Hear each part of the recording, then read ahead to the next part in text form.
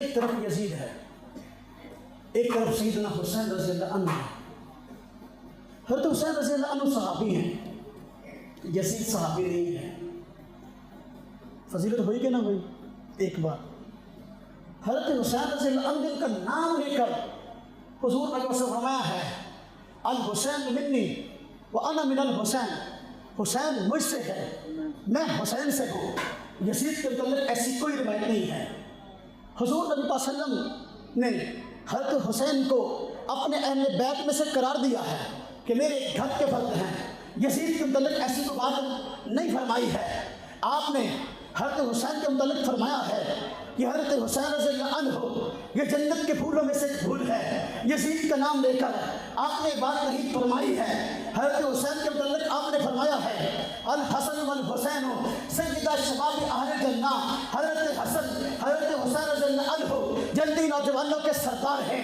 یزید کے متعلق ایسی تو بات نہیں فرمائی ہے، جبکہ ساری فضیلتیں حضرت حسین کے ساتھ مل گئی ہیں، جبکہ مخالف کے پاس ایک بھی اس طرح کی فضیلت نہیں ہے۔ میں کس طرح یزید کے ساتھ دوں، میں کس طرح حضرت حسین کے ساتھ نہ دوں؟ جو بندہ اس واقعے کو بیان کرتا ہے، میں نے کتابوں کو ڈھیر لگایا ہوتا بھول گئے یہاں رکھنا، جو بندہ اس واقعے کو بیان کرتا ہے اور واقعے کو بیان کرنے میں ڈنڈی مارتا ہے اور ڈنڈی میں یزید کی وکالت کرتا ہے، اس کا اہل سنت والجماعت سے دور کا بھی تعلق نہیں ہے۔ بات یاد رکھنا، علماء دیوبند نے ڈنکے کی چوٹ پر یزید کو فاسق و فاجر کہا ہے۔ میں آگے اس سے بات کرتا ہوں۔ یزید کے جو بھی اس کو آپ کو سمجھا دوں پھر یہ بات سمجھ میں آ جائے گی۔ یزید کے کچھ جرم ایسے ہیں جو رہتی دنیا تک یاد رکھے جائیں گے، اس وجہ سے ہم یزید کا کبھی ساتھ دینے کو تیار نہیں ہیں، اور وہ جرم اس کے قابل معافی نہیں ہیں۔ کچھ جرم ایسے ہیں۔ نمبر 1، پہلا جرم اس کا یہ ہے، اس نے آل رسول کو کربلا میں قتل کروایا ہے۔ اگر برائے راست حکم نہ دیا ہو، لیکن اس کے باوجود عبید اللہ بن زیاد کو کوفہ کا گورنر بنانے والا یہ ہے، اور اس کو گرفتاری کا حکم دینے والا یہ ہے۔ اس کی حکومت میں یہ معاملہ ہوا ہے، ذمہ دار کیسے نہ ٹھہرائیں گے؟ حضرت عمر رضی اللہ عنہ فرماتے ہیں میرے دور میں، میرے سرزمین پہ اگر ایک کتا بھی بھوکا مر جاتا ہے، حضرت عمر سے اس کی پوچھ ہوگی۔ اگر کتا مرتا ہے، حضرت عمر رضی اللہ عنہ اپنے آپ کو ذمہ دار ٹھہراتے ہیں۔ یہاں تو آل رسول کا قتل ہوا ہے، یزید کیسے ذمہ دار نہیں ہے؟ کیسے ذمہ دار نہیں ہے؟ نمبر 2، اہل مدینہ پر چڑھائی کی، جب آل رسول کا میدان کربلا میں قتل ہوا، ان کی شہادت ہوئی، مدینہ والوں نے کہا ہم اس یزید کو نہیں مانتے، ہم اس کو حکمران نہیں مانتے۔ اس نے فوجیں بھیجی، 3 دن تک کے لیے مدینہ طیبہ کو اپنی فوج کے لیے مباح کر دیا۔ ہر کام تمہارے لیے حلال ہے، جو حرام ہے اس کو بھی کرو، جو حلال ہے اس کو بھی کرو۔ علامہ ابن حجر السقلانی رحمۃ اللہ علیہ نے تہذیب التہذیب میں لکھا ہے، لسان المیزان میں لکھا ہے، رسم الرجال کی معتبر کتابیں ہیں۔ 3 دن تک کے لیے مدینہ طیبہ کے اندر فوج کے لیے ہر کام کو مباح اور حلال کر دیا گیا۔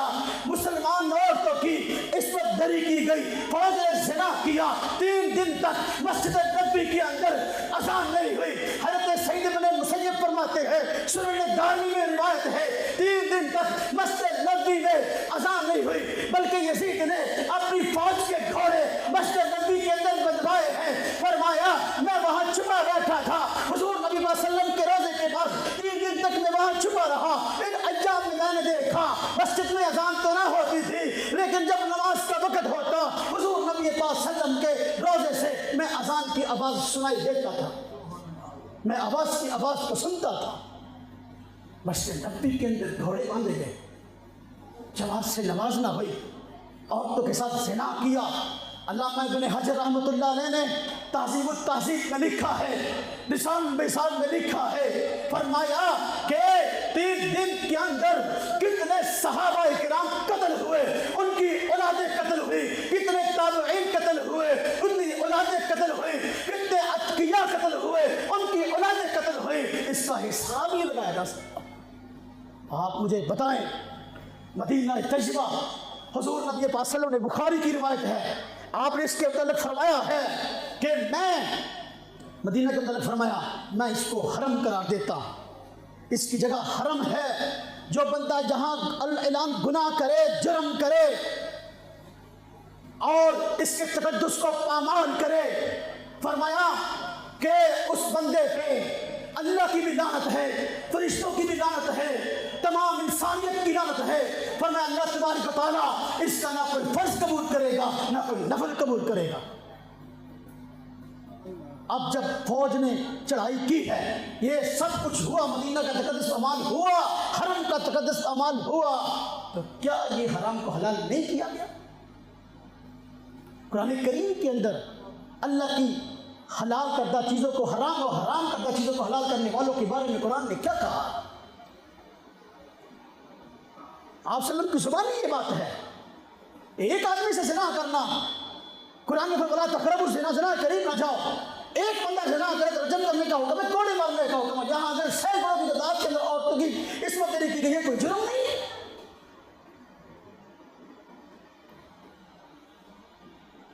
तीसरा बड़ा जुर्म जो किया गया, मक्का मुकर्रमा पर हमला करवाया, बैतुल्लाह पर हमला करवाया, बैतुल्लाह पर हमला हुआ। यजीद की फौजें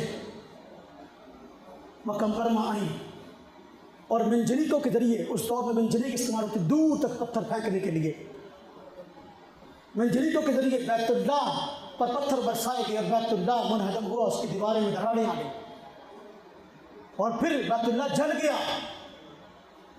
अब ये बैतुल्लाह, ये हरम, इसके तकद्दुस को पामाल करने वाला इस्लाम की निगाह में कैसा है?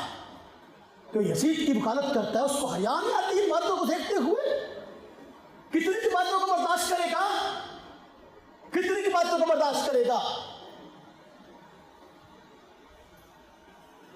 बैतुल्लाह का तकद्दुस पामाल हुआ। 3 जुर्म हो गए। चौथा बंदा मुझे कहने लगा, यजीद ने थोड़ी कत्ल किया है, चलो उसको पहले की तशरीह समझ ले।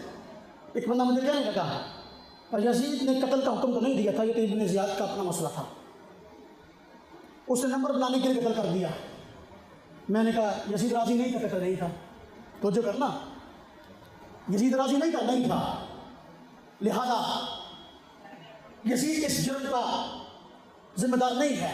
मैंने कहा चलो 1 मिनट के लिए बात मान लीजिए।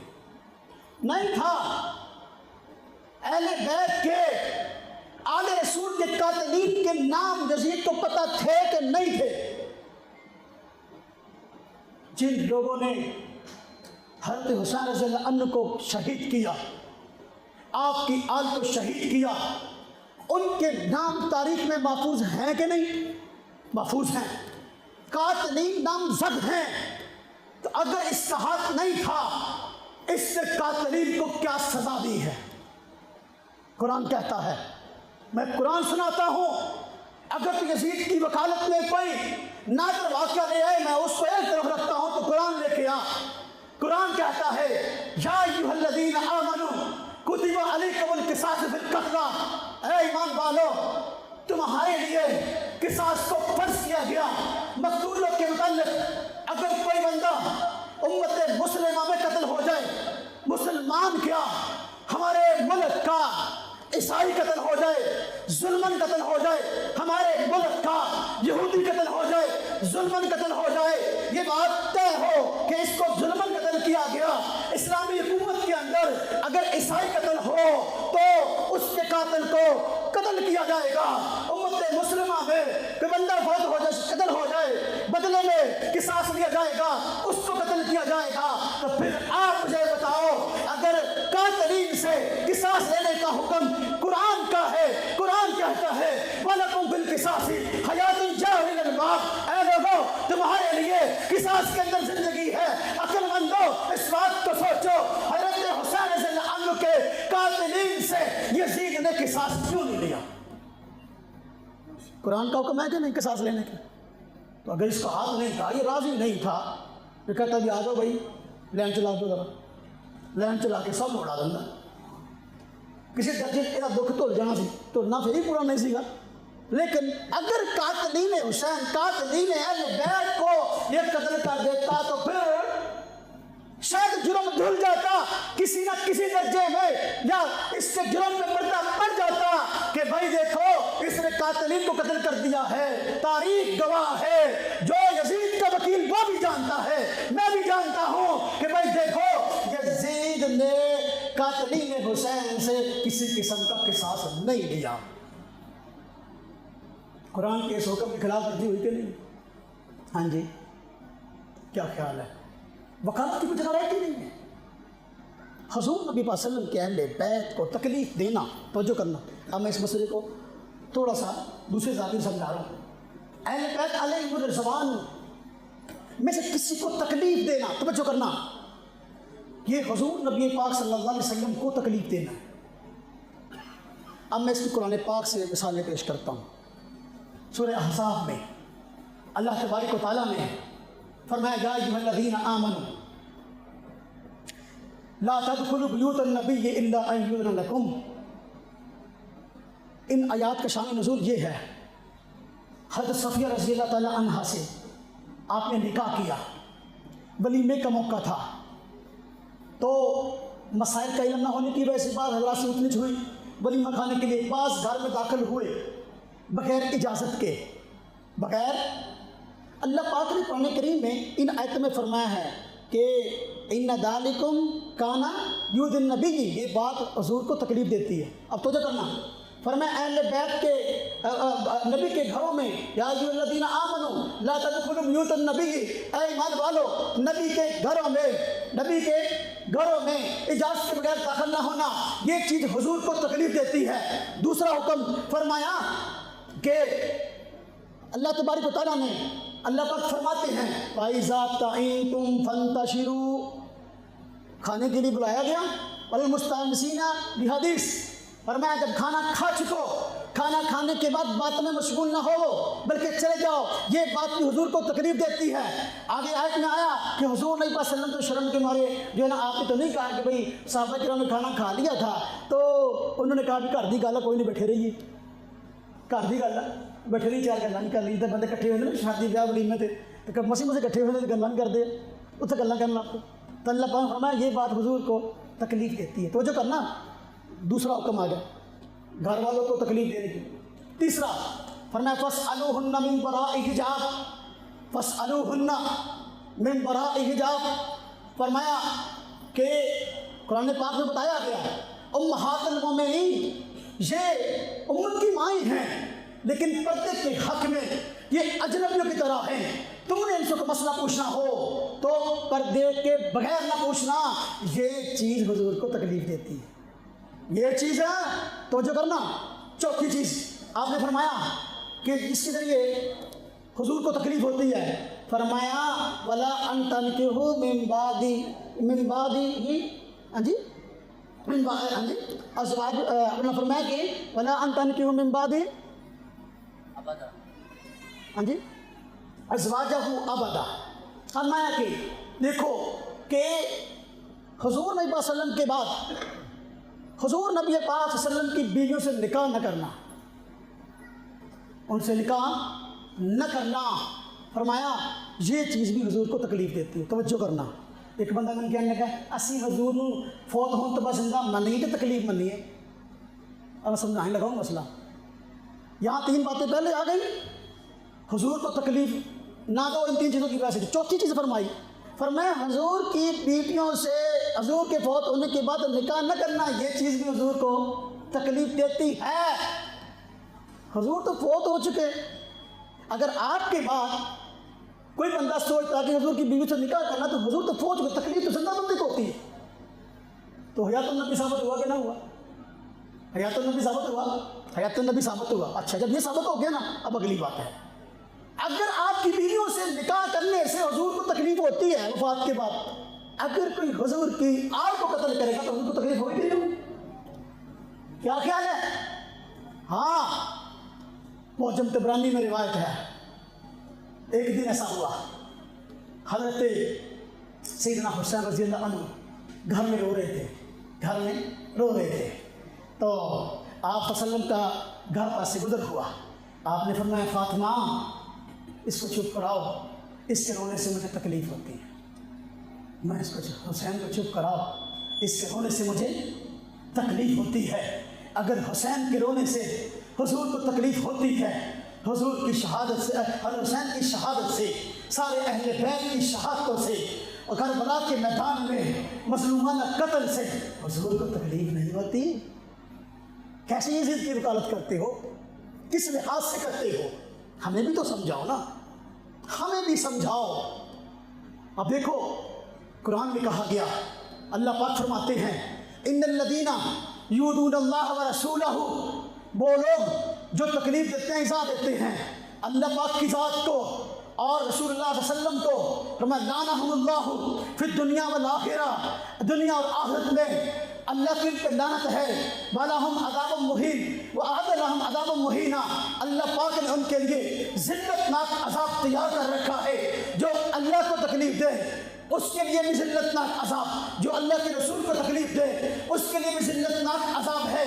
اب جو حضور کو تکلیف دے رہا ہے آل رسول کا قتل کر کے، اس کے لیے جنت ہے، اس کے لیے جنت ہے، کمال ہے۔ اچھا جو حضور کو تکلیف دے گا اس سے اللہ کو تکلیف نہ ہوگی؟ یوں فرمایا گیا قرآن میں میں یطیع الرسول فقد اطاع اللہ، جو رسول کی اطاعت کرتا ہے یہ اللہ کی اطاعت کرتا ہے۔ قل ان کنتم تحبون اللہ فاتبعونی، آپ ان کو کہہ دو اگر مخالفو تمہیں واقعی اللہ سے محبت ہے تو میری بات کو مان کے چلو۔ معلوم ہوا حضور اللہ کے نمائندے ہیں اور حضور کی اطاعت یہ اللہ کی اطاعت ہے۔ اگر کہ بندہ حضور کو تکلیف دیتا ہے تو اللہ کو تکلیف نہیں دے۔ اس لیے میرے بھائیو ہماری مجبوری ہے کہ ہم حضرت حسین کا ہر صورت ساتھ دیں گے، یزید کی کسی صورت میں وکالت نہیں کر سکتے۔ بات سمجھائی؟ میری بات اپنے اختتام کو جا رہی ہے۔ حضرت حسین رضی اللہ عنہ کی مظلومانہ شہادت ہے، اور حضور نبی پاک صلی اللہ علیہ وسلم کے لیے یہ تکلیف کی بات ہے۔ بندہ انجام کوئی دیکھ لے، انجام کیا ہوا۔ حضرت حسین رضی اللہ عنہ فوت تو آپ بھی ہو گئے، فوت یزید بھی ہوا، یزید عبرتناک موت مرا ہے۔ حضرت حسین یہ آپ نے فخر سے شہادت پائی ہے، اور امت مسلمہ پہ آپ کا یہ احسان ہے، آپ کی آل کا یہ احسان ہے کہ انہوں نے ظلم کے آگے ڈٹ کے دکھا دیا، اپنے ذاتی مفادات کے لیے یزید کے ساتھ نہیں ملے، امانتاً دیانتاً یہ سمجھتے تھے یزید مستقبل کے اندر اسلام کو نقصان پہنچائے گا، اس کے ہاتھ بیعت کر لیتے، اس کے ساتھ مل جاتے تو شہادتیں نہ ہوتی۔ لیکن انہوں نے پوری امت مسلمہ کو یہ درس دیا ہے مشکلات کا مقابلہ ڈٹ کے کرنا ہے، ظلم کا مقابلہ ڈٹ کے کرنا ہے، کسی بھی صورت کے اندر یہ ظلم کے آگے نہیں جھکنا ہے۔ یہ امت مسلمہ پر احسان ہے کہ انہوں نے اپنی شہادتیں قبول کر لی ہیں لیکن اسلام کو بچا لیا ہے، اسلام کی لاج رکھ لی، وگرنہ آج کفار تانا دیتے تمہارے نبی کی حال تھی جب ان کو مشکل پیش آئی، ایک طرف اس کے مخالف تھے، دوسری طرف اس کے ہاتھ میں ہاتھ دے بیٹھے، نہیں ہاتھ میں ہاتھ دیا، حالات سے مقابلہ کیا، حالات کی طرف جھک نہیں گئے۔ آج لوگ موم کی طرح ہر طرف جھک جاتے ہیں، جس طرف پڑنا بھاری ہوتا ہے جھک جاتے ہیں۔ وفات حضرت حسین کا بھی ہوئی ہے، وفات یزید کی بھی ہوئی ہے، لیکن آج کا دن، کل کا دن، ہر سال آنے والے یہ دن یہ بتلاتے ہیں حضرت حسین رضی اللہ عنہ کی جو وفات ہے یہ قوم کی حیات ہے، حضرت حسین رضی اللہ عنہ کی جو وفات ہے یہ ایک مشن کا زندہ رہنا ہے۔ حضرت حسین رضی اللہ عنہ کا مشن کل بھی زندہ تھا، آج بھی زندہ ہے، اس لیے قرآن نے کہا وَلَا تَقُولُوا لِمَنْ يُقْتَلُ فِي سَبِيلِ اللَّهِ أَمْوَاتٌ، دیکھو ان لوگوں کو جو اللہ کے راستے میں قتل ہو جائیں، شہید ہو جائیں، ان کو مردہ نہ کہو بل احیاء، بلکہ وہ زندہ ہے وَلَكِنْ لَا تَشْعُرُونَ، ان کی زندگی زندگی کا کوئی شعور نہیں ہے. حضرت حسین فوت ہونے کے بعد بھی زندہ ہیں. قرآن نے کہہ دیا حضرت حسین بھی زندہ ہے, ان کا مشن بھی زندہ ہے. انشاءاللہ تعالی ہم آج کی مجلس سے یہ سبق حاصل کر لیں کہ انشاءاللہ تعالی مستقبل میں اسلام کے لیے کسی قسم کی قربانی دینی پڑی ہم گریز نہیں کریں. ایسا ہے. وفات تو حضرت حسین کی بھی ہوئی ہے, لیکن وہ ہے جس پہ فخر ہوتے ہوئے آ رہے ہیں, تذکرے ہوتے آ رہے ہیں. یزید بھی یزید کے بارے میں آتا ہے, عبرت کا نشان بنا دیا گیا. یزید کے بارے میں آتا ہے کہ اس وقت جس وقت اس نے فوج بھیجی تھی اور بیت اللہ پر پتھر برسائے جا رہے تھے اور حرم کے تقدس کو کمال کیا جا رہا تھا, اللہ تبارک و تعالیٰ نے اس وقت اس کو عبرتناک موت دی. اس وقت یزید کی فوجوں نے دوڑ لگا دی, پتہ چلا کہ یزید مر گیا اور فوجوں نے دیکھ لیا کہ اب ہمیں تو یہاں بھیجنے والا تو نہیں رہا, اب ہمیں کوئی نہیں چھوڑے گا. بھاگ گئی وہاں سے فوج. کیسے مرا؟ مختلف روایات ہیں. ایک روایت میں آتا ہے کہ ایک بندر تھا, ایک بندر وہ یہ شکار کے لیے نکلا تو بندر ایک آگے تھا, وہ آگے آگے جو ہے نا وہ جھوم رہا تھا, گھوم رہا تھا. آپ کو پتا ہے یہ بندر جو ہوتے ہیں شرارتی ہوتے ہیں, اچھلنے کودنے میں ماہر ہوتے ہیں. تو آگے آگے اچھل کود رہا تھا, یہ پیچھے جا رہا تھا گھوڑے پر, یہ پیچھے آ رہا تھا گھوڑے پر. تو بندر نے اس کو ایسا الجھایا, وہ بندر بھی تشریف پر تھا نا, نہیں بندر نے اس کو ایسا الجھایا کہ گھوڑے سے نیچے گرا, منکا ٹوٹ گیا. اس وقت منکا ٹوٹ گیا, مر گیا. ایک روایت اس طرح کی بھی آتی ہے کہ یہ اندھا دھن ساری رات کھڑا ناشتہ رہا, ادھر بیت اللہ پہ پتھر برسا جا رہا تھا, یہ ناشتہ رہا. اسی دوران جو ہے اس کا دماغ پھٹ گیا, بیٹا باہر آ گیا, مر گیا. اللہ پاک نے عبرت کا نشان بنا دیا. اور وہ جس کے بارے میں کہا جاتا ہے کہ اس نے قتل کیا, بیت اللہ بن زیاد نے, اس کے ساتھ کیا ہوا؟ وہ وہی ہوا جو اس نے کیا اہل بیت کے ساتھ. اہل بیت کے ساتھ کاٹے گئے. کوفہ کے اندر لایا گیا حسین حسین کا سر, اور سر مبارک کی توہین کی گئی. اس کا بھی سر کاٹا گیا, اس کا بھی سر کاٹا گیا, اور سر کاٹ کے وہاں لایا گیا کوفہ کے دربار میں. وہی کہتے ہیں نا گردش ایام ہے, بسا اوقات بندے کا کہتے ہیں کوئی گل ہوتی ہے, کئی ہوئی اگیا جاتی ہے. جو جملے اس نے حضرت حسین رضی اللہ عنہ پر کسے تھے, اسی کے ساتھ یہی کچھ ہوا. اس کا بھی سر کاٹا گیا, گردن اتاری گئی, کوفہ کے دربار میں لایا گیا. عبرتناک انجام.